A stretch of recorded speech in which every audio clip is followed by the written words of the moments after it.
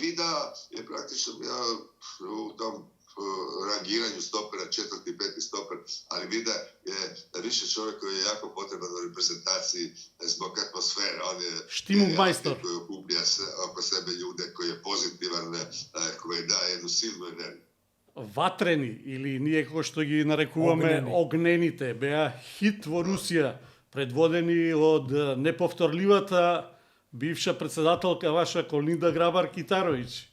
Може ли во Катар да се повтори тој спектакл што го создава хрватските навивачи? Pa ne moguće. Prvo nema Kolinde Grabar-Kitarović. Više nije sad imamo Zorana Milanovića.